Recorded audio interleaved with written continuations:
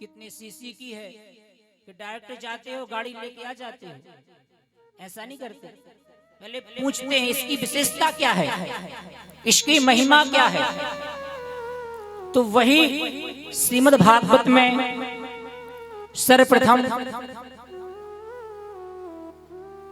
श्रीमद् भागवत की महिमा गाई है, जो कि 6 अध्यायों में है, जो कि पद्म पुराण से ली गई है। आइए हम और आप श्रीमद् भागवत के महात्म के प्रथम अध्याय के प्रथम श्लोक में प्रवेश करें। सभी लोग इस श्लोक का उच्चारण करेंगे बड़े भाव के साथ, आंख बंद करके।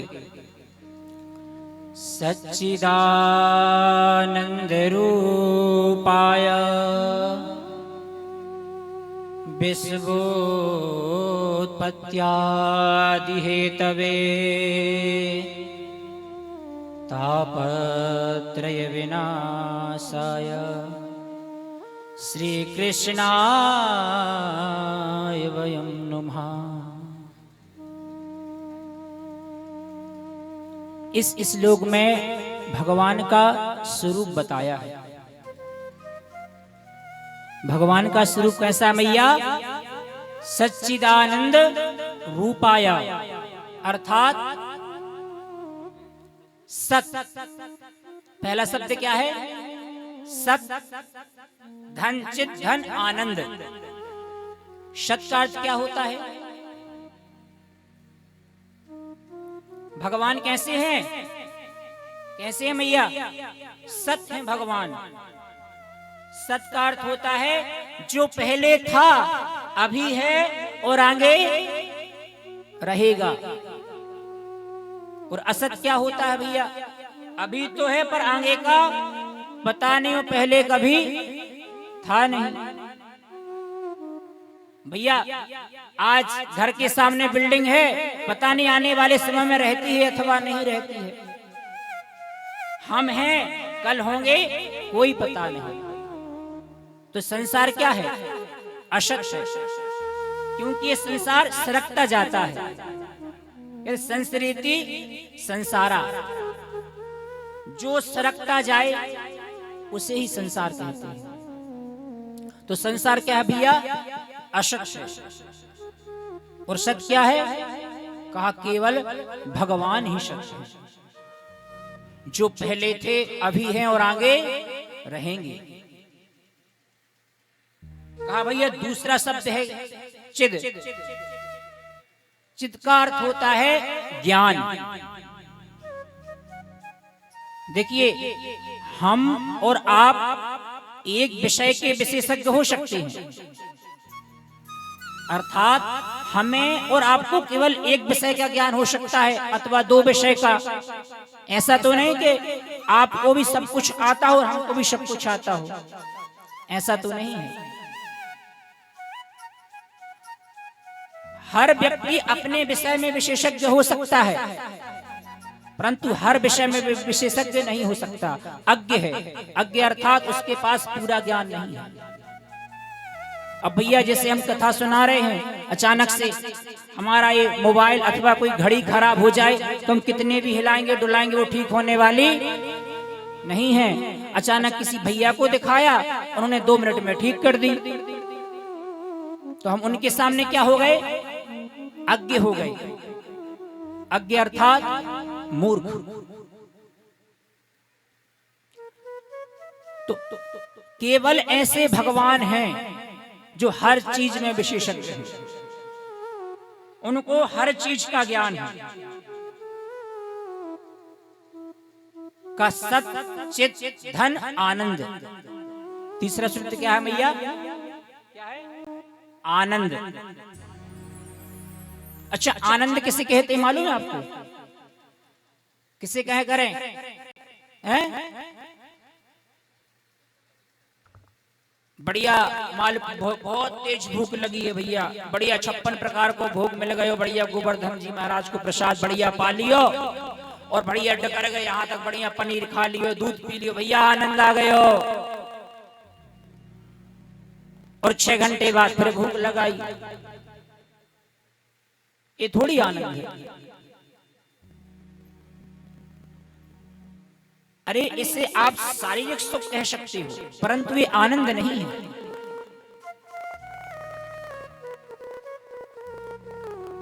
यदि आप सोचो कि हमें बढ़िया सी गाड़ी में घूमने में बड़ा आनंद आता है, तो ऐसा भी नहीं है। जब तक गाड़ी में बढ़े तब तक तो आनंद, जैसे ही गाड़ी से उतरे आनंद खत्म। कहा आनंद किसे कहते हैं? कहा जो एक बार आ जाए फिर कभी जाए ना। और ऐसा आनंद कब आ सकता है मैया? जब ठाकुर जी की कथा सुनेंगे। मालपुआ खावे से ना आ रहो, ठाकुर जी की कथा सुनेंगे तब ये आनंद आएगा। और ठाकुर जी एक बार जिनको मिल जामे, मधुराधिपते रखलम मधुरम, ठाकुर जी तो की लीला ये परंपार है, पर ठाकुर जी कभी छोड़ के ना जाने। तो भगवान कैसे हैं? सच्चिदानंद। कहा किसी ने भैया भगवान करते क्या है? कहा विश्वोत्पत्त्यादि है तभी। ऐसी तो करते हैं, सर्वप्रथम पूछते हैं भैया कोई मैया अपनी बेटी के लिए लड़का देखने जाती है तो क्या पूछती है? पहले सर्वप्रथम तो उसका स्वरूप देखती है, लड़का दिखता कैसा है।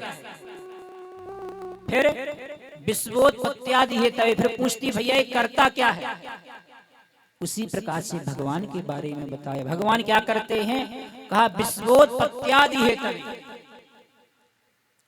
जो विश्व की उत्पत्ति भी करते हैं और पालन भी करते हैं, और अंत तो गत्वा सब दाल भात बनाकर अपने आप में लीन भी कर जाते हैं, सब श्रृंगार भी भगवान कर देते हैं।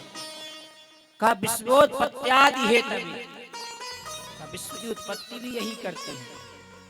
फिर कहा तापत्र विनाशाय, कहा यदि हम भगवान की चरण शरण ग्रहण कर लेंगे तो होगा क्या? कहा आप तीनों तापों से मुक्त हो जाओगे। दैहिक, दैविक, भौतिक ताप। देखिए कितने प्रकार के ताप होते हैं? 3 प्रकार के। कहा दैहिक ताप भी 2 प्रकार के होते हैं, शारीरिक और मानसिक। जो व्यक्ति इन तापों के अंतर्गत कोई ना कोई ताप से व्यक्ति दुखी है, जल रहा है, कष्ट पा रहा है, बड़े ध्यान से सुनना। दैहिक ताप में कौन से आते हैं? शारीरिक और मानसिक। अर्थात भैया खूब बढ़िया घर बना है, खूब फैक्ट्री चल रही है, परंतु हमेशा बुखार बना रहता है, चलते नहीं बनता। एक कौन से ताप में भैया? शारीरिक। दूसरा है मानसिक। मानसिक कैसा? कि भैया स्वस्थ शरीर तो स्वस्थ है, भैया पैसा भी खूब चकाचक है, पर मन में टेंशन है। कैसी? तो भैया पता नहीं अगले साल खेती का क्या होगा। तो आप दैहिक ताप से मुक्त हो जाएंगे। और दैविक ताप में आता है कि अचानक किसी को ज्वर आ जाना, आदि इत्यादि, भूकंप आ जाना, ये दैहिक ताप में आता। तो आप दैहिक, दैविक, भौतिक तापों से, तीनों से क्या हो जाओगे? मुक्त हो जाओगे, यदि आप भगवान की शरण में आ जाओगे। कहा श्री कृष्णाय वयम नमः। कहा ऐसे श्री कृष्ण भगवान को हम बारंबार प्रणाम करते हैं, वंदन करते हैं। बोले सच्चिदानंद भगवान जय हो। नैमिषारण्य की पवित्र पावन भूमि पर श्री सूत जी महाराज को शौनक आदि 88,000 ऋषियों को यह कथा सुना रहे हैं। सूत जी महाराज कौन है? वक्ता है। और श्रोता कौन है? शौनक आदि 88,000 ऋषि। कहा शौनक जी महाराज ऐसे नहीं कि अज्ञानी हो, कथा मृत रसास्वादा कुशला सौनको ब्रवीत। अर्थात कहा सौनक जी महाराज है ना बड़े कुशल हैं। अच्छा, किसी को मालूम है कुशल का अर्थ क्या होता है? बुद्धिमान, परम प्रवीण हैं। तो कथा मृत रसास्वादा कुशला सौनको ब्रवीत, बड़े बुद्धिमान हैं। और देखिए कथा सुनने की कुशलता क्या है? सौनक जी जैसी। बहुत से लोग पूछते हैं भैया महाराज जी कथा कैसे सुननी चाहिए? कथा में आते तो हैं, क्या पहन के आना चाहिए, क्या ओढ़ के आना चाहिए? कहा कथा सुनने की कुशलता यही है कि जब भी आप कथा सुनो, बड़े ध्यान से सुनना, जब भी आप कथा सुनो तो कभी भी कथा व्यज्ञ बनकर नहीं सुननी चाहिए। हमेशा कथा अज्ञ बनकर सुननी चाहिए। अर्थात हमें हमेशा कथा मूर्ख बनकर सुननी चाहिए। देखिए यदि आप विद्वान बनकर कथा सुनेंगे तो कथा कम सुनेंगे और क्या करेंगे? त्रुटि ज्यादा निकालेंगे कि भैया व्यवस्था तो बढ़िया है, 1-2 हीटर और रख जाते, अथवा भैया व्यास जी बोल तो अच्छा रहे पर थोड़ा और अच्छा बोल। कहा हमेशा कथा व्यक्ति को अज्ञ बनकर सुननी चाहिए। यदि घड़ा पहले से भरा होगा मैया, क्या उसमें जल भरेगा? नहीं भरेगा। अरे घड़ा जब खाली होगा तभी तो हम उसमें जल भर सकते हैं। तो उसी प्रकार से जब भी कथा सुनने बैठो बिल्कुल इसको खाली करके बैठो। बहुत से लोग होते हैं जो कहते हैं भैया हम तो खूब कथाएं सुन चुके हैं, रोज टीवियों पे कथा आती हैं, आदि इत्यादि संतों की आदि।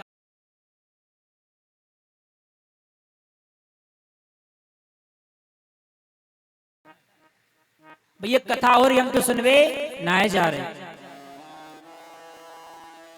देखिए हनुमान जी महाराज अनंत कोटि हनुमंत बलवंत लाल जी महाराज अनादि काल से कथा सुनते आ रहे हैं। आज से नहीं, अनादि काल से। और आज भी जहां कथा होती है हनुमान जी महाराज सबसे पहले आकर बैठते हैं। प्रभु चरित्र सुनवे को रसिया, भगवान के बारे में भगवान की व्याख्या हनुमान जी इतने बड़े ध्यान से सुनते हैं, मगन से सुनते हैं, ये आनंद आ जाता है। तो हनुमान जी महाराज को कोई सुना सकता है कथा? इतने सालों से सुन रहे हैं, परंतु हनुमान जी महाराज सुनते भी हैं और सुनाते भी हैं। ऐसे नहीं कि हनुमान जी महाराज सुनते बस, सुनाते भी हैं। देखिए एक बड़ी सुंदर कथा आती है जिस समय अशोक वाटिका में मां जानकी सशोक बैठी हुई थी, अर्थात चिंतित बैठी हुई थी। देख जानकी दीन, जानकी जी को हनुमान जी ने देखा कि मैया तो उदास बैठी है। कहा क्या किया जाए? कहा ऐसा ना हो जैसे ही मैं मैया के पास जाऊं और मैया मुझसे डर ना जाए कि बंदर कहां से आ गया। हनुमान जी महाराज विचार करने लगे। तरु पल्लव महु रहा लुकाई, सुंदरकांड में कहते हैं करहूं विचार करो का भाई। हनुमान जी महाराज विचार करने लगे, तब अचानक हनुमान जी महाराज को एक गुण सीजा। क्या किया हनुमान जी महाराज ने? गोस्वामी गाते हैं रामचंद्र गुण बर नहीं लागा, रामचंद्र ओ रामचंद्र मन बर नहीं लागा,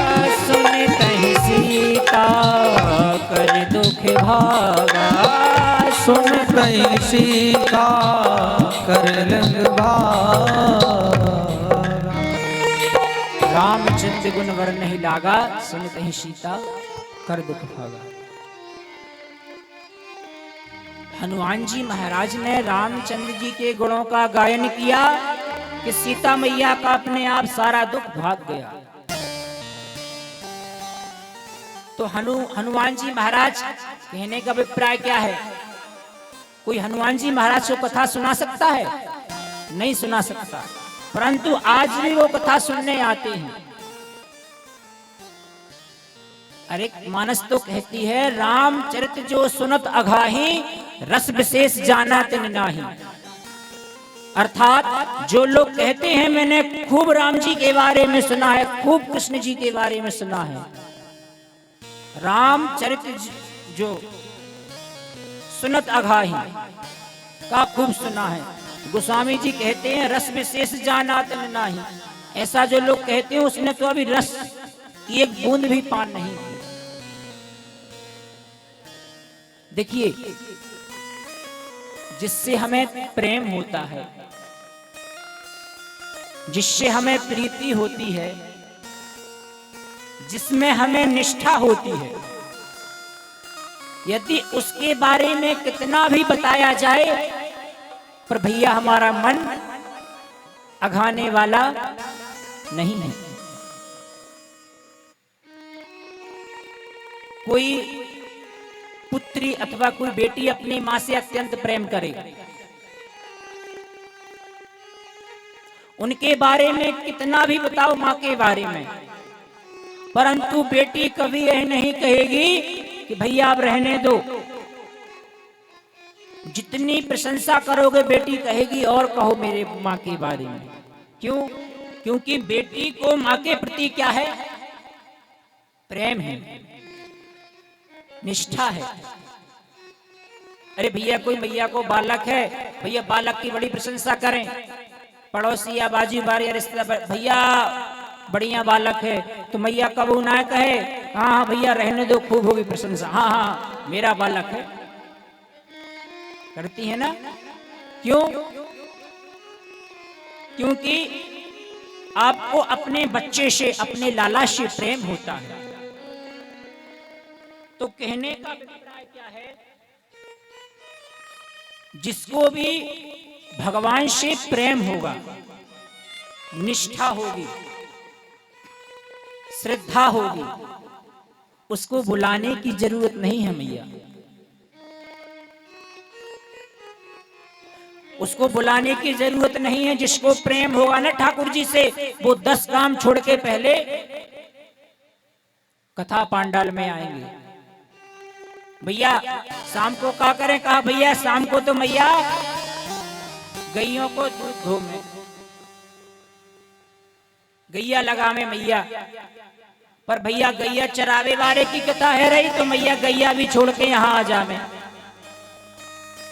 तो जिसको आपसे प्रेम होगा उसकी कितनी भी प्रशंसा अथवा तारीफ की जाए, आपका मन अघाने वाला नहीं है। कहा भैया तो हमेशा कथा कैसी सुननी चाहिए मैया? अज्ञ बनकर कि भगवान हमको तो कुछ नहीं आता, बस भगवान का भजन हो रहा है, भगवान का नाम हो रहा है। देखिए मैं आपको एक बात बता दूं, कथा में जानते हैं कितने प्रकार के लोग आते हैं? कितने प्रकार के लोग आते भैया कथा में? दादाजी कितने प्रकार के लोग आते कथा में? सो गए का जी? बोलो राधे राधे, एक जोर से बोल दो, राधे राधे राधे राधे। तो कथा में कितने प्रकार के लोग आते मैया? प्रकार के लोग आते कथा में। पहले कौन से?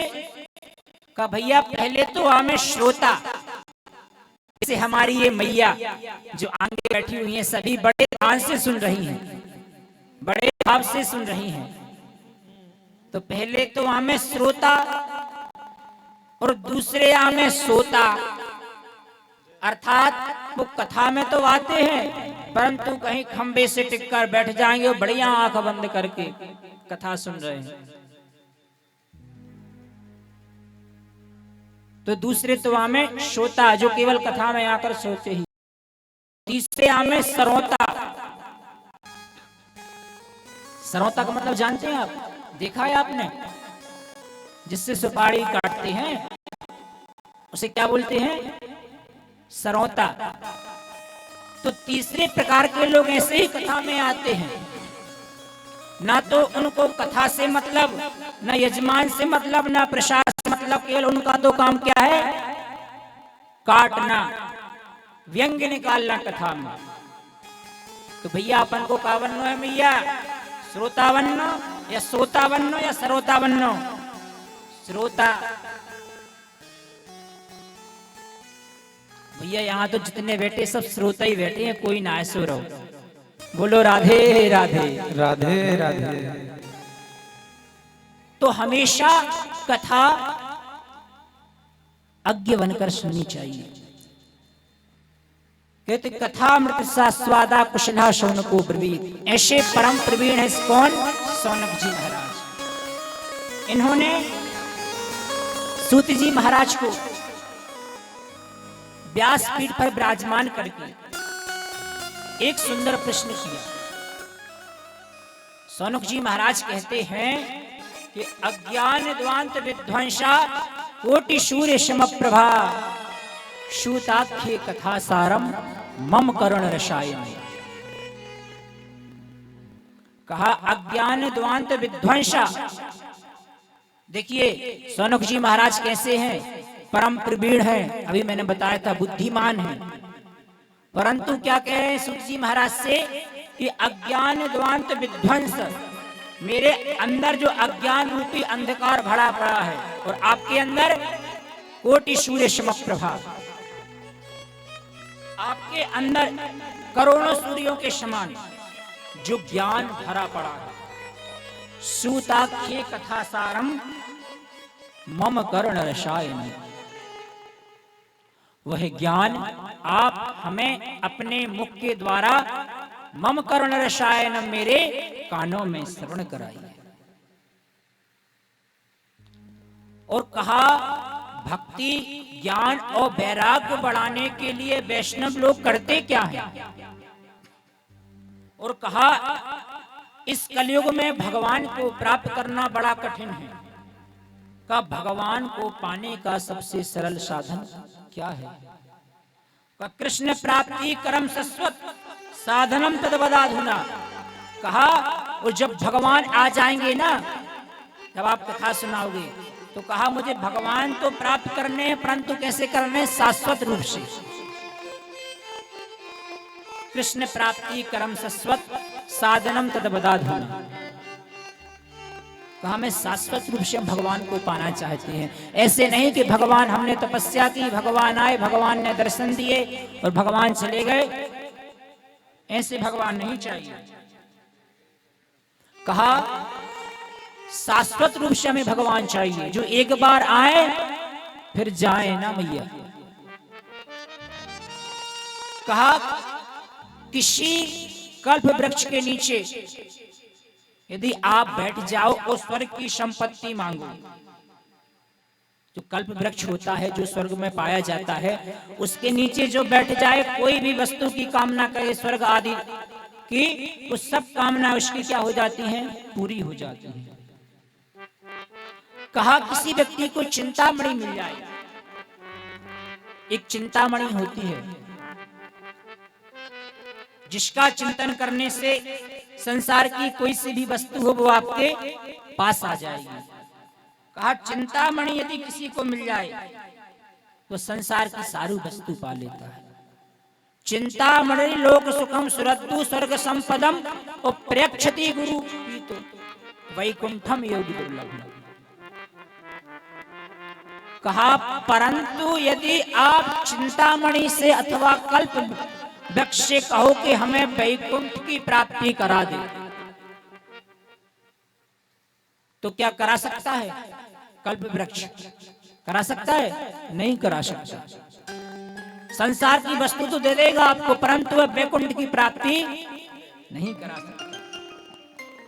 कहा सरकार हमें आप कुछ ऐसा सुनाओ जिसके सुनने से हम भगवान के परम धाम को जाए। श्री सूत जी महाराज सुनकर गदगद हो गए। प्रीति सोनक चित्ते थे हतो बचमी विचारे चा। कहा तुमने बड़ा सुंदर प्रश्न किया है, मैं तुम्हें सभी शास्त्रों का सार सुनाता हूं, सावधान होकर सुनो। सूत जी कहते हैं कि कालव्याल मुखाग्रास त्रास निर्णाश हेतवे श्रीमद्भागवतम शास्त्रम कलौकीरेण भासितम। बड़े ध्यान से सुनना। कालव्याल मुखाग्रासा अर्थात हम काल रूपी ब्याल के मुख में ग्रास बने बैठे हैं, अर्थात हम और आप काल के मुख में बैठे हैं, परंतु हमें ज्ञात नहीं है। कैसा ज्ञात नहीं है कि हमारी मृत्यु कब होनी है, हमारा काल कब आ जाए। इसलिए भैया हम बढ़िया से खूब व्यापार करते हैं, खूब सोते हैं, खूब लोगों की बुराई करते हैं, क्योंकि हमें ज्ञान नहीं है कि हमारी मृत्यु कब होगी। कहा कालव्याल मुखाग्रास त्रास निर्णास हेतवे। कहा हम काल रूपी मुख के में जो ग्रास बने हुए बैठे हैं ना, मृत्यु का भय। अच्छा, मृत्यु से बड़ा क्या होता है किसी को मालूम है? मृत्यु से बड़ा क्या है? मृत्यु का भय। और भैया मृत्यु को कोई को दुख ना है, परंतु यदि किसी से कह दिया जाए कि तुम्हें 4 दिन बाद मरना है या 7 दिन बाद मरना है, तो 7 दिन तो छोड़ो, वो 5वें दिन ही गोविंद आए नमो नमः हो जाएगा। मृत्यु से बड़ा क्या भैया? मृत्यु का भय। और इसी मृत्यु को भय को दूर करने के लिए यह श्रीमद् भागवत है। आज मैं प्रथम दिवस की कथा में कह रहा हूं, यदि कोई से मनन पूर्वक सुन ले श्रीमद् भागवत को, तो 7वें दिन कथा जब विश्राम होगी तब उसके अंदर से मृत्यु का भय खत्म हो जाएगा। बस भाव से बस सुने। कहा इस मृत्यु के भय के लिए श्रीमद् भागवत कथा को प्रकट किया गया। श्रीमद् भागवतम शास्त्रम। अच्छा,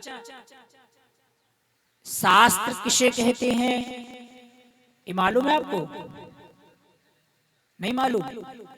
कहा शासनांतरायते, अर्थात जो हम पर शासन करे, शासन करे, जो हमको बताए सत्य क्या है और असत क्या है, उसे क्या कहते हैं भैया? शास्त्र कहते हैं। देखिए शास्त्र कहता है सत्यम वद मातृदेवो भव पितृदेवो भव आचार्य देवो भव। शास्त्र तो कहता है सत्य बोलना चाहिए, माता पिता की सेवा करनी चाहिए, ये शास्त्र कहता है। किसी ने कहा भैया शास्त्र तो कह रहा है, परंतु यदि हम शास्त्रों के नियमों का पालन नहीं करेंगे तो क्या होगा? कहा भैया शास्त्र का आप नियम का पालन नहीं करेंगे ना, तो आपको कहां जाना पड़ेगा? नरक। देखिए शास्त्र कभी दंड नहीं देते हैं, केवल आदेश देते हैं। दंड तो कब मिलता है? यहां से जाने के बाद।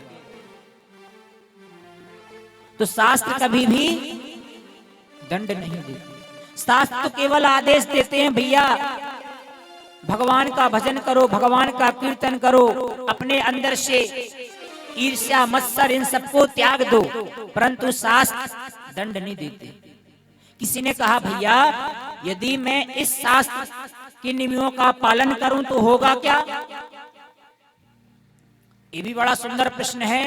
यदि आपने शास्त्रों के नियमों का पालन किया तो होगा क्या? अथवा श्रीमद् भागवत कथा को श्रवण की तो और क्या होगा? कहा मृत्यु का भय तो खत्म हो ही जाएगा, परंतु फिर आपको इस संसार में भैया दोबारा नहीं आना पड़ेगा। पुनरपि जन्मं पुनरपि मरणं पुनरपि जननी जठरे शयनम इह संसारे खलु दुस्तारे कृपया पारे पाहि मुरारे भज गोविंदम भज गोविंदम। कहा जो बार बार पुनरपि जन्मं, बार बार जन्म होना, पुनरपि मरणम बार बार मर जाना, पुनरपि जननी जठरे शयनम अर्थात बार बार माँ के गर्भ में आना। ये संसार क्या है? असत है और क्या खल है। ये संसारे खल दुस्तारे कृपया पारे पाहि मुरारे भज गोविंदम भज गोविंदम। का अर्थात केवल गोविंद के अलावा कुछ मत भजो। तो भैया जो भी श्रीमद् भागवत को अथवा शास्त्रों की बात मानता है वह भगवान के परम धाम को जाता है। देखिए कहते हैं मृत्यु से बड़ा क्या है? मृत्यु का भय। और मृत्यु का जो भय होता है ना ये बड़ा कष्टदायी होता है।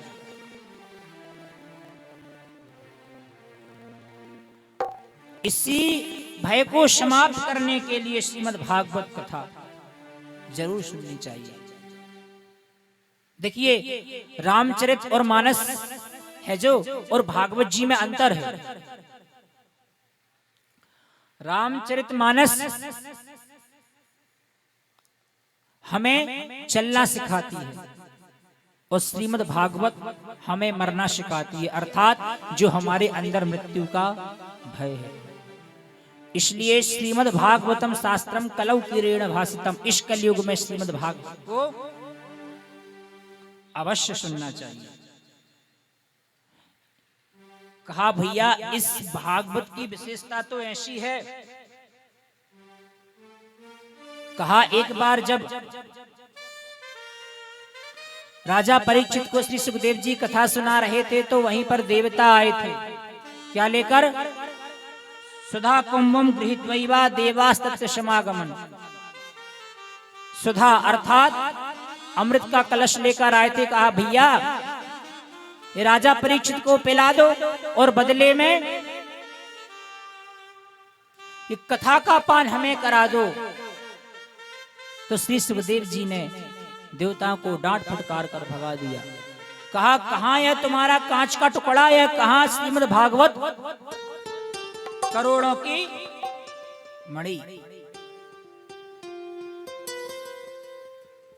सौनक जी महाराज ने श्री सुध जी से कहा इस श्रीमद् भागवत कथा को 7 ही दिन में क्यों सुना जाता है? अरे जब यह श्रीमद् भागवत कथा इतनी अमृतमयी है तो आखिर इसे 7 ही दिन में क्यों सुना जाता है? अरे इसको तो 15 दिन, 20 दिन, 25 दिन, 1 महीने, 2 महीने चलने देते। तो श्री सूत जी ने कहा एक समय की बात है, सनक सनंदन सनातन सनत कुमार जो ब्रह्मा जी के जो पुत्र हैं ये भ्रमण के लिए जा रहे थे, भ्रमण कर रहे थे कि अचानक उन्होंने नारद जी को देखा। एकदा ही विशालायाम चत्वार ऋषियो मला सत्संगार्थम समायाता दादृश सत्य नारदम। एक बार चारों ऋषि भ्रमण कर रहे थे कि नारद जी को देखा। नारद जी को देखने के बाद बड़े प्रसन्न हुए। कहा क्यों? कहा जैसे सनकादिक है ना वैसे ही कौन है? नारद जी हैं। सनकादिक भी बड़े रसिक हैं और नारद जी भी बड़े रसिक हैं। सनकादिक जो हैं, सनक, सनंदन, सनातन, संत कुमार, ये हमेशा भगवान का क्या करते रहते हैं? भजन करते रहते हैं। और नारद जी भी क्या करते रहते हैं? क्या करते रहे भैया? भजन करते रहे। तो जैसे ही सनकादिक ऋषियों ने देखा नारद जी को, तो बड़े प्रसन्न हुए कि भैया अब तो बढ़िया सत्संग होगा, कि नारद जी दिख गए। परंतु नारद जी को जैसे ही और पास से देखा तो नारद जी चिंतित थे। पूछ लिया सनकादिक ऋषियों ने कि कथम ब्रह्मण दीन मुखा कुतश्चिंता तुरो भवान त्वरितम गम्यते कुत्रा कुतश्चागमनम तवा। कथम ब्रह्मण दीन मुख, अरे ब्रह्मा जी के पुत्र नारद, कुतश्चिंता तुरो भवान, अरे तुम्हें कौन सी चिंता आन पड़ी जो तुम्हारे मुख की लालिमा चली गई अथवा तुम्हारा मुख लटका हुआ है? क्या हुआ? गतवित तो यथा जना, और कहा कहां से आ रहे हो, कहां जा रहे हो, आखिर बात क्या है? अरे भैया तुम्हें तो हमेशा भजन करना चाहिए। नारद जी कहने लगे मैं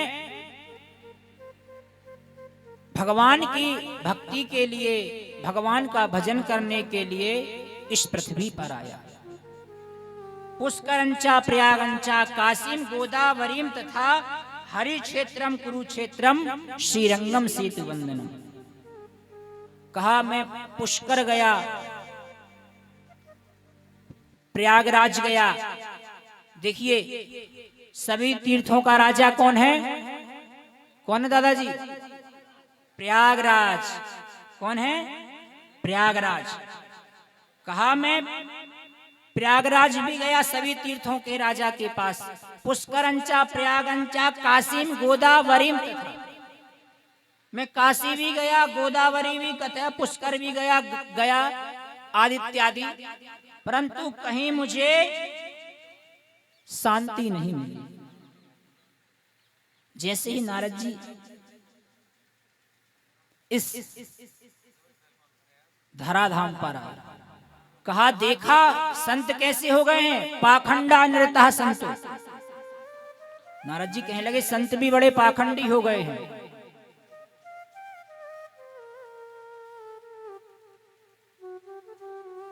और आगे बढ़े तो कहा देखा कि गृहस्थों का जीवन देखा जाए, गृहस्थ कैसे हैं। कहा भैया गृहस्थ तो और परेशान है। कैसे? कहा भैया संतों की तो बड़ी बड़ी बिल्डिंग उठी हैं, वो गृहस्थ बेचारे नौकरी के लिए तरस रहे हैं। क्यों तरस रहे हैं कि नहीं? भैया बच्चों की फीस भरना बड़ा मुश्किल पड़ रहा है। और बढ़िया पहले क्या होता था कि संत महात्मा आते थे ना आदि इत्यादि, तो गृहस्थियों के यहाँ रहते थे। परंतु अब क्या होता है, गृहस्थियों के फोन जाते हैं, महाराज फलानी तारीख को हम आ रहे हैं, 204 नंबर कमरा बुक कहलाया। तो बेचारे गृहस्थी तो परेशान हैं। और आगे बढ़े, कहा गृहस्थों का जीवन और देखा जाए। तरुणी प्रभुता गेहे श्यालको बुद्धिदायका कन्या व्यक्रणयो लोभा दम पत्नी चकलकनम। बड़े ध्यान से सुनना। नारद जी ने देखा गृहस्थियों के घर में जो आज है मैया, तरुणी प्रभुता गेहे, अर्थात नई नई बहू आती हैं, ऐसा देखने को मिलता है। नई नई बहू आई, जैसे ही विवाह हुआ तो भैया का कियो, लड़का के कान भरने चालू कर दिए। भैया हम दो, हमारे दो, बाकी सबको छोड़ दो। और सास ससुर की सेवा भी जब तक होती है जब तक घर की चाबी ना आ जाए, और जैसे ही चाबी आई फिर ना पूछ रहो, फिर तो कोई सास होने ना पूछ, ससुर को काऊ को ना पूछे। महाराज जी ने देखा तरुणी प्रभुता गे श्यालको बुद्धिदायका। यहाँ एक बड़ी सुंदर बात कही है, कहा भैया इस कलयुग में बुद्धि के दाता कौन है? कौन है भैया? साले साहब। पहले घर में यदि कोई गाड़ी अथवा कोई चीज अथवा किसी चीज का बिजनेस करना होना पड़ता है ना, तो पहले क्या करते थे? भाई और भाई आपस में परामर्श करते थे ना। परंतु अब क्या होता है, यदि घर में कुछ काम करना है ना, तो पहले भैया साले साहब को फोन लगाया जाता है, भैया ऐसे से ऐसा काम करें अथवा ना करें। तो बुद्धि के दाता कलयुग में कौन है? कहा भैया जी साले।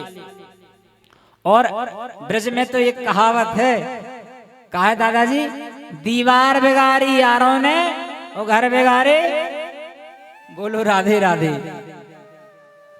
तो नारद जी ने देखा कि भैया सालों की ज्यादा चल रही है, बड़े परेशान। कहा भैया कहाँ जाया जाए? कहा भैया अब तो गृहस्थियों के यहाँ भी देख लिया, संतों के यहाँ भी देख लिया, अब चलो श्रीधाम वृंदावन चलते हैं। यामुनम तटमापन्ने यत्र लीला हरे रघु। तो अब हम और आप भी चले वृंदावन नारद जी के साथ, चले। अरे चलो रे मन श्री वृंदावन धाम,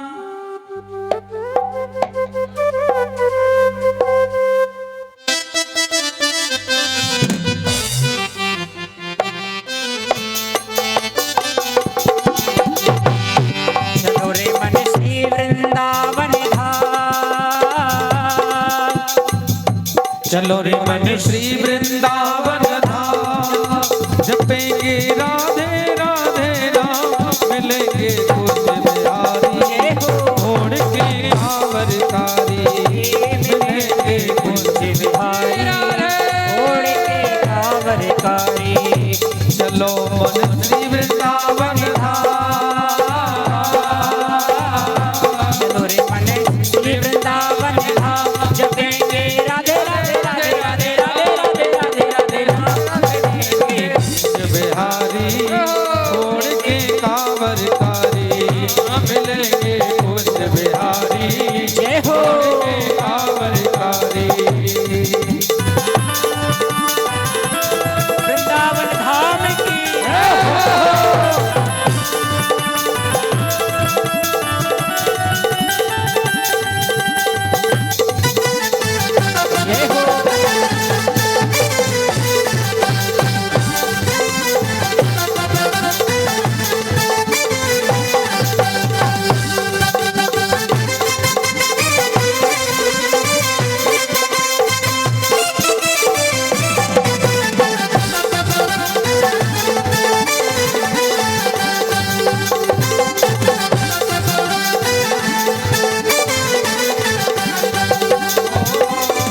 रात होते हम श्री यमुना जी जाएंगे, रात होते हम श्री यमुना जी जाएंगे, रात होते हम श्री यमुना जी जाएंगे, रात होते हम श्री यमुना जी जाएंगे।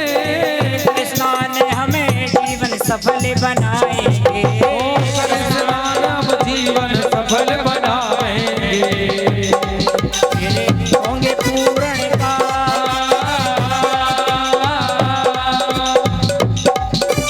होंगे पूर्ण काम, मिलेंगे राधे राधे राम, मिलेंगे कुछ बिहारी, छोड़ के कावरकारी, मिलेंगे कुछ बिहारी, छोड़ के कावरकारी।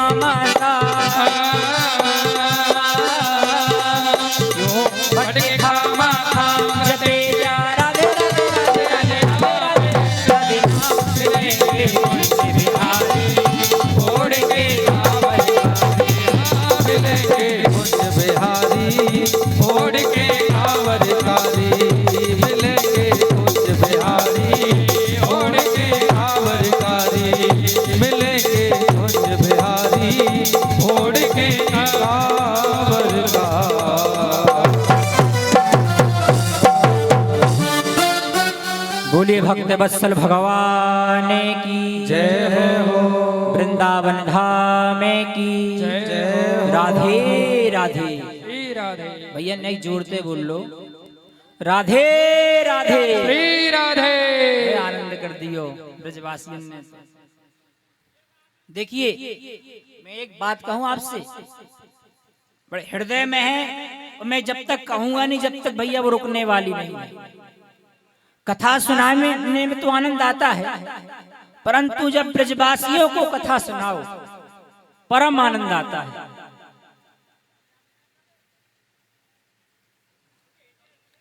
भैया अन्य प्रदेशों के लोग जो भगवान की भक्ति करते हैं, संत क्या कहते हैं भगवान से कि हमें वृंदावन का व्यक्ति मत बनाना, परंतु यदि हम व्यक्ति भी ना बन सके तो कोई बात नहीं, हमें वृंदावन की रज ही बना लो सरकार।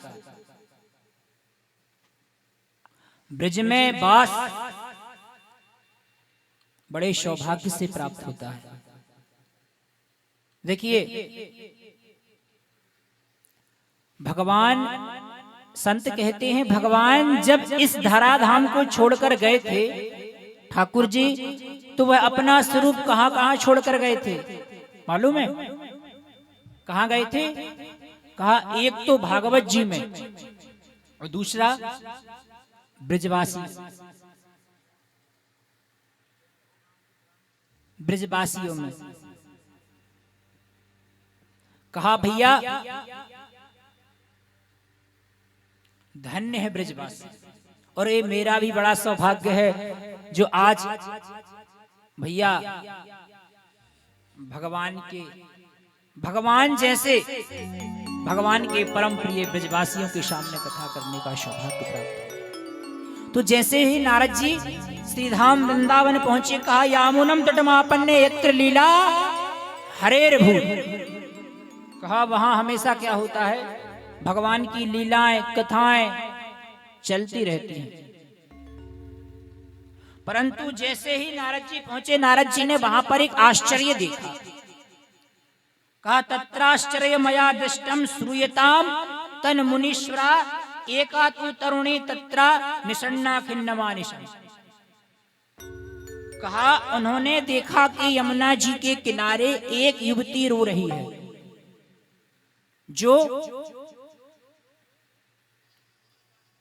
युवा है, नवती है, जवान है, परंतु उसके सामने तो बुढ़े पड़े हुए हैं।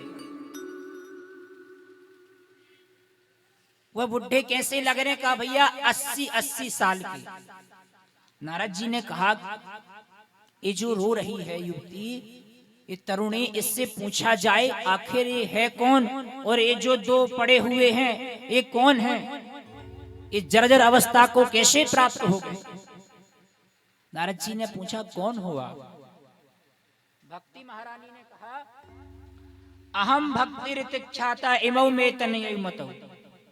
कहा मैं भक्ति हूं, और ये जो दोनों पड़े हुए हैं ना वृद्ध, ये और कोई नहीं मेरे पुत्र हैं ज्ञान और वैराग्य। कहा मैं दक्षिण भारत में जन्मी, अन्य अन्य प्रदेशों से, अन्य अन्य प्रांतों से आई, परंतु जैसे ही मैं श्रीधाम वृंदावन आई तो कहा भैया मैं तो युवती थी और बढ़िया और नवती हो गई, परंतु मेरे जो दोनों पुत्र थे ज्ञान और वैराग्य, ये जर्जर अवस्था को प्राप्त हो। जर्जर मतलब बुजुर्ग अवस्था को। मैं इसलिए रो रही हूं। और एक बात और, यदि मेरे दोनों पुत्र स्वस्थ नहीं हुए, इदम स्थानम परित्यज्य विदेशे गम्यते मया, मैं इस स्थान को छोड़कर कहां चली जाऊंगी? विदेशों में चली जाऊंगी। भैया जब भक्ति महारानी ने नारद जी से ऐसा कहा तो नारद जी कहते हैं हम अवश्य ही, हम तुम्हें वचन देते हैं कि आपके जो पुत्र हैं दोनों ज्ञान और वैराग, हम इनको स्वस्थ कर देंगे। देखिए एक बात कहूं आप लोगों से, यह कथा हमें कुछ सिखा रही है।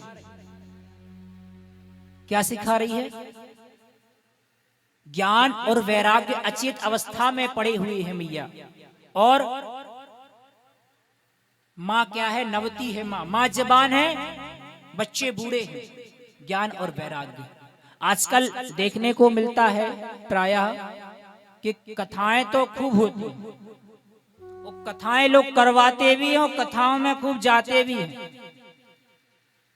भक्ति तो खूब करते हैं, खूब जागरण करवाते हैं, बढ़िया हर पूर्णिमा के दिन, एकादशी के दिन वृंदावन जाते हैं। भक्ति तो खूब है। क्या भक्ति के जो साथ होना चाहिए क्या वो भी है? कहा भक्ति के साथ ज्ञान और वैराग्य भी होना चाहिए, क्या वो है? आजकल क्या होता है भैया, किसी युवा भैया से पूछ लो, खूब बढ़िया भक्ति करेंगे, पूछ लो भैया आपका गोत्र क्या है, आप कौन से ब्राह्मण हो, आदि कुछ पूछ लो विषय के बारे में, पैतृक विषय के बारे में, तो भैया कछु ना जाने। बहुत से लोग रहते हैं जो तो अपना गोत्र ही भूल गए। वैराग्य भैया तृष्णाएं भरी पड़ी हैं, खूब भक्ति करते, खूब कथाएं सुनते हैं, परंतु कथा भी कैसी सुन रहे हैं कि भैया पड़ोसी जले, भैया हम तो कथा में 25 लाख रुपए खर्च करेंगे। क्यों करेंगे? बाजी वाले को दिखाने के लिए। क्या भक्ति आपकी सामर्थ्यवान है? नहीं है। जब तक आपके अंदर वैराग्य नहीं होगा, ज्ञान नहीं होगा, जब तक आपकी भक्ति क्या है? अंधी है। ज्ञान वैराग्य नयन और नारी, भक्ति के दो नेत्र हैं, वो कौन है भैया? ज्ञान और वैराग्य। कहा भैया, नारद जी ने कहा ये जो तुम्हारे पुत्र अचित पड़े हुए ना, कुछ कारण तो इस कलयुग का भी है। भक्ति महारानी ने कहा जब इस कलयुग का कारण है तो भैया इस कलयुग को मार क्यों नहीं दिया भगवान ने? कहा राजा परीक्षित तो इसे मारने ही वाले थे, परंतु कलयुग में एक दोष तो बहुत थे कलयुग में, परंतु ये गुण देख लिया। इसके दोष देख के इस कलयुग को राजा परीक्षित मारने वाले थे, परंतु जैसे ये गुण देखा तो राजा परीक्षित ने कलयुग को नहीं मारा।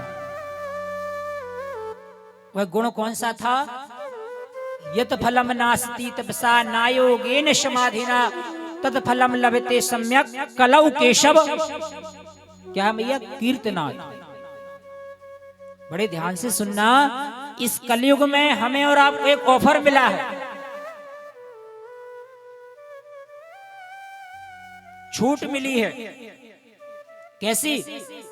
यत फलम नास्ति तपसा, जो फल अन्य युगों में, सतयुग में, त्रेता में, द्वापर में 10-10 हजार वर्ष तक तपस्या करते थे, जब वो फल प्राप्त होता था, कलयुग में केवल किससे? कीर्तन मात्र से, भगवान का भजन करने से फल प्राप्त होता है। केवल यह गुण देख लिया राजा परीक्षित ने, कलयुग को नहीं मारा। ये कलयुग की भी एक विशेषता है। देखिए श्रीमद् भागवत में तो कलयुग की महिमा भी गाई है। कृतादिषु, कहा अन्य युगों में जो फल आपको कई वर्षों तक तपस्या से मिलता था, उस कलयुग में केवल भगवान के भजन से मिलता है। कलौ इच्छन्ति संभवम, कहा अन्य युगों के प्राणी तो तरसते हैं कि भगवान हमें कलयुग में जन्म दो, हम आपको जल्दी प्राप्त कर लेंगे। परंतु आज क्या होता है? व्यक्ति के पास हर चीज के लिए समय है भैया, घर के काम के लिए, बेटे को स्कूल छोड़ने के लिए, खेती के लिए, फैक्ट्री के लिए, आदि इत्यादि कार्यों के लिए, परंतु भगवान के लिए समय है क्या?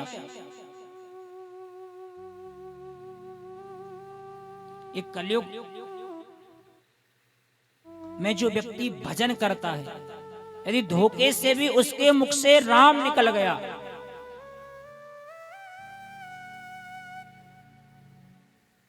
जानबूझकर नहीं, अनजाने में भी यदि उसने कह दिया, यदि उसने अनजाने में भी कह दिया कि भैया राम, तो कहा भैया उसका कभी भी अहित नहीं हो सकता। एक बार यदि जो कोई 2 बार या 1 बार अथवा राम राम उसके मुंह से राम निकल गया, तब भी उसकी अधोगति नहीं हो सकती। तो इस कलयुग में भगवान के नाम की बड़ी महिमा है। नारद जी महाराज को भक्ति महारानी ने प्रणाम किया, कहा जयति जगति माया यस्य काया धवस्ते वचन रचनम एकम केवलम च कलैया ध्रुपदमपि यातो यत्कृपातो ध्रुवोयम सकल कुशल पात्रम ब्रह्मपुत्रम नतास्मि। कहा ब्रह्मा जी के पुत्र,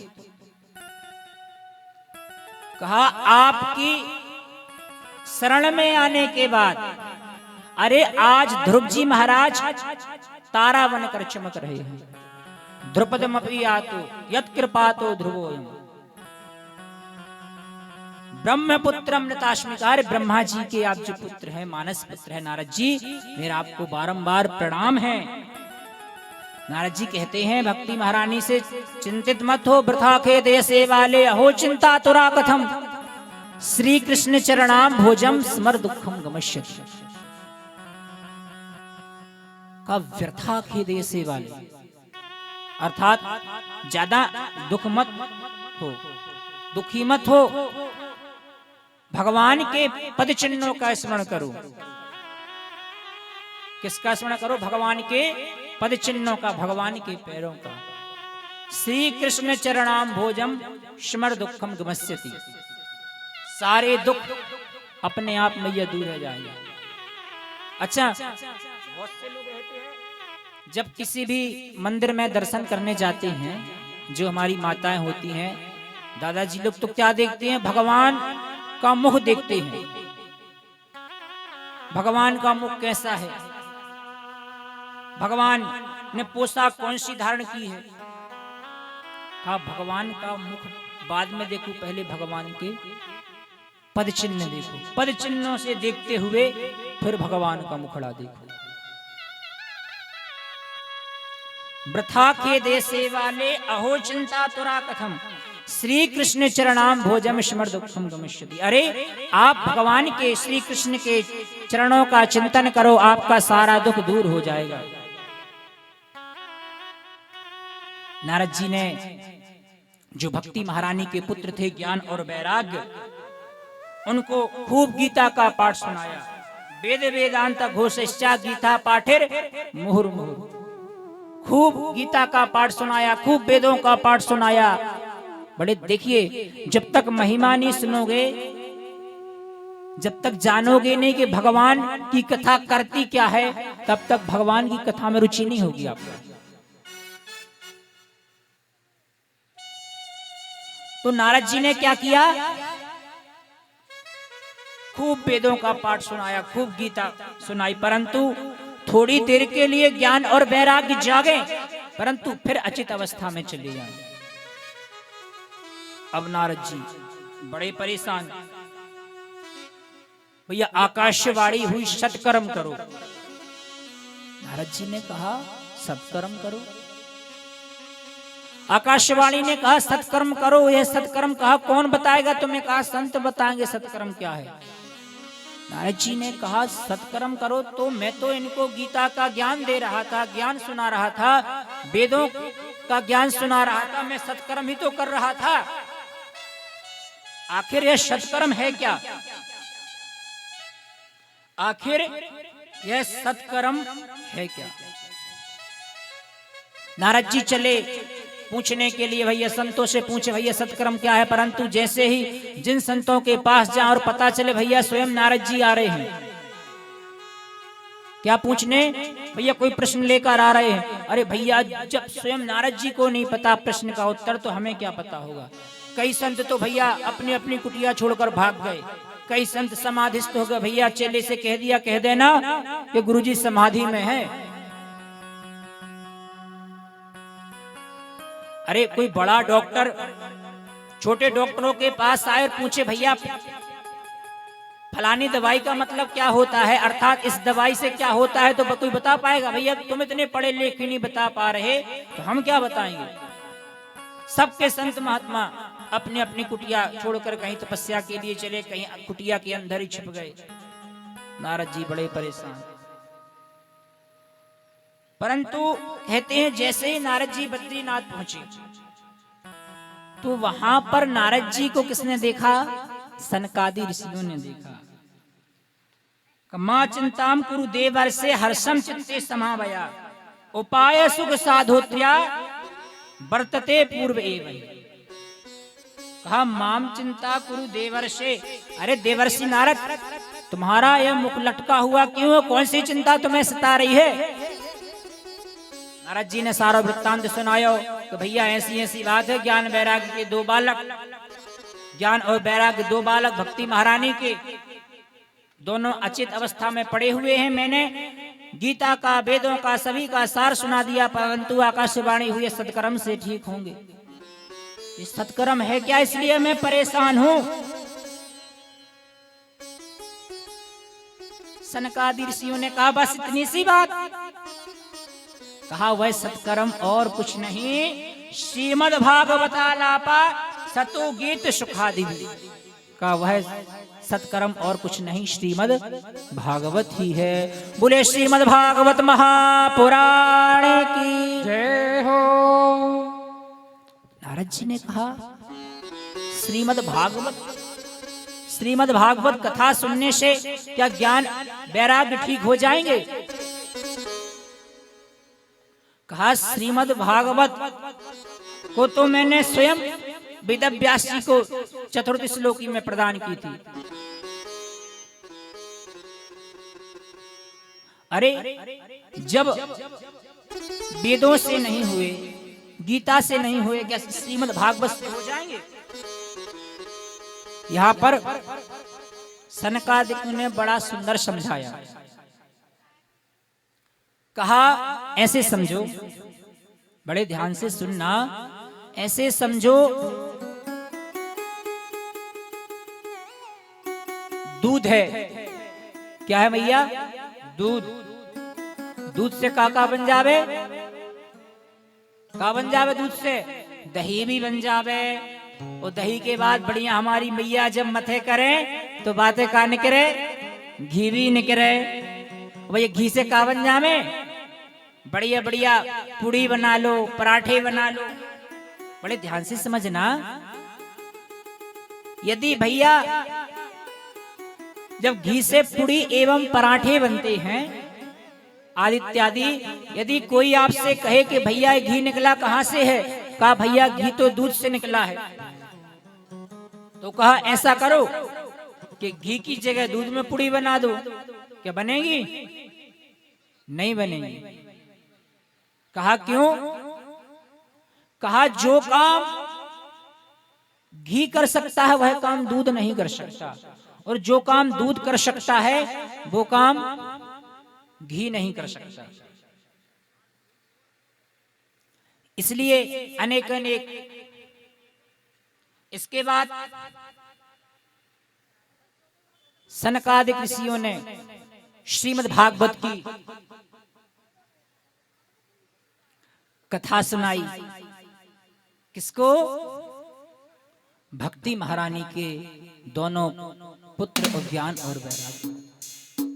आइए आज की कथा को यहीं विश्राम, समय को देखते हुए, और कल ठीक 11:15 बजे सभी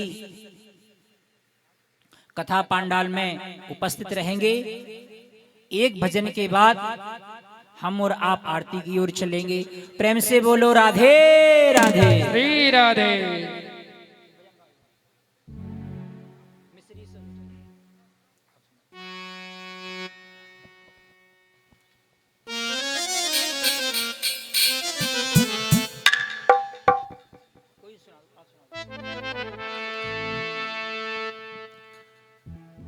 बोलिए बांके बिहारी लाल की जय। आइए एक छोटा सा कीर्तन और उसके बाद में आरती होने के लिए जा रही है और कथा का समय हमारे महाराज जी बता देंगे और इनसे पूछ लो कि कथा कै बजे तक आके करें। 12 से 4 सही है? 12 से 4 का समय रहेगा, 3:30 की कह रहे हैं महाराज जी। 4 तक आरती हो जाए करेगी, 4 तक आप फ्री हो जाओगे।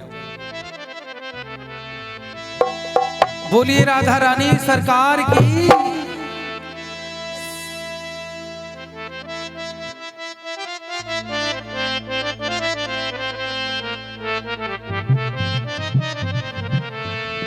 श्री राधा राधा राधा राधा राधा रटे राधा रटे कोटि व्याधा कटे, राधा रटे कोटि व्याधा कटे। सभी भक्त अपने स्थान पर खड़े हो जाएं। राधा राधा रटे खड़े हो जाएं सभी अपने स्थान पर, आरती भी होगी, सभी खड़े हो जाएं। अरे राधा राधा राधा राधा राधा रटे राधा रटे कोटि व्याधा कटे, ओ राधा रटे कोटि व्याधा कटे। बरसाने वाली तू मेरी सहाय, बरसाने वाली तू मेरी सहाय, बरसाने वाली तू मेरी सहाय, बरसाने वाली तू मेरी सहाय। भक्तों की देती है संकट मिटा, भक्तों की देती है संकट मिटा। श्री राधा राधा राधा राधा राधा रटे राधा रटे कोटि व्याधा कटे, ओ राधा रटे कोटि व्याधा। अब सभी भक्त प्रेम पूर्वक सभी आरती करेंगे और कल 12 बजे से 4 बजे तक का समय है। 4 बजे आप फ्री हो जाओगे और सभी भगवान की आरती करेंगे। श्री बांके बिहारी तेरी आरती गाओ, श्री बांके बिहारी तेरी आरती गाओ, आरती गाओ प्यारे आपको रिझाऊं, प्यारे दिखाओ प्यारे आपको रिझाऊं। श्री बांके बिहारी तेरी आरती गाओ, बांके बिहारी तेरी आरती गाओ। मोर मुकुट तेरे शीश पे सोहे, मोर मुकुट तेरे शीश पे सोहे, प्यारी बंसी मेरो मन मोहे, प्यारी बंसी मेरो मन मोहे। अरे देख छवि बलिहारी जाओ, देख छवि बलिहारी में जाओ।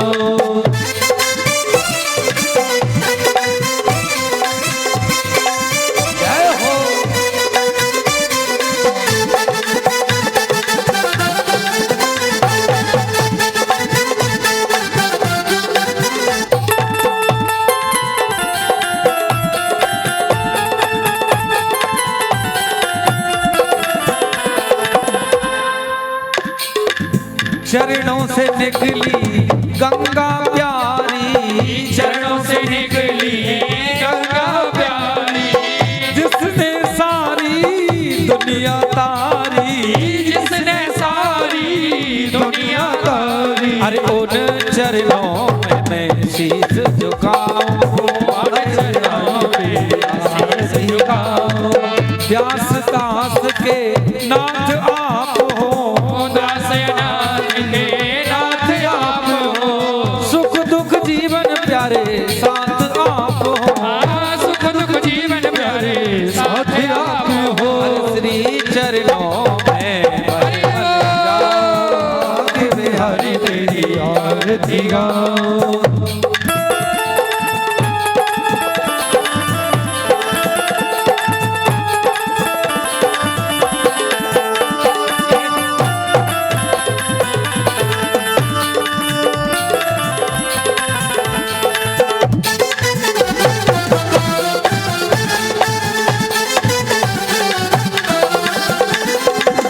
संग सोहे रस भान दुलारी, संग सोहे रस भान दुलारी, ललता विशाखा सखियां प्यारी, ललता विशाखा सखियां प्यारी, अरे संग सोहे रस भान दुलारी, संग सोहे रस भान दुलारी, हाँ ललता विशाखा सखियां प्यारी, ललता विशाखा सखियां प्यारी, अरे बास सदा वृंदावन पाऊं, बाके बिहारी तेरी आरती गाऊं।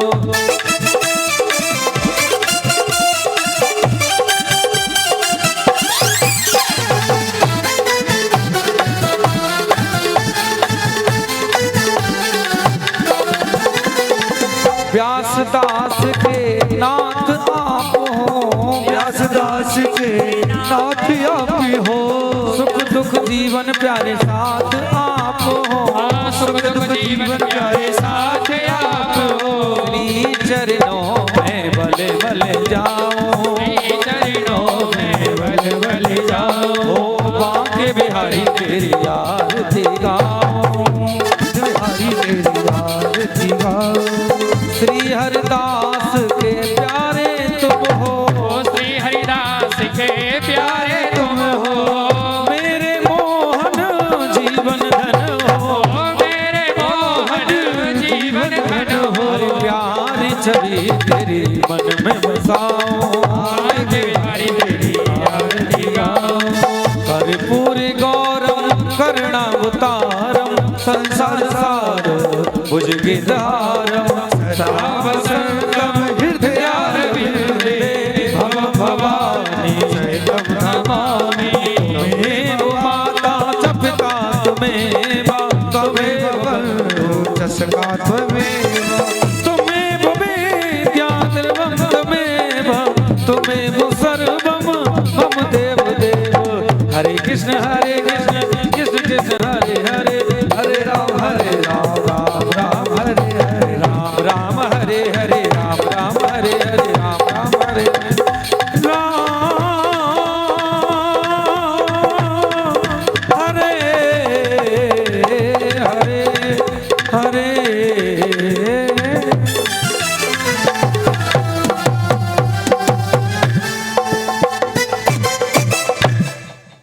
बोलिए बांके बिहारी लाल की जय।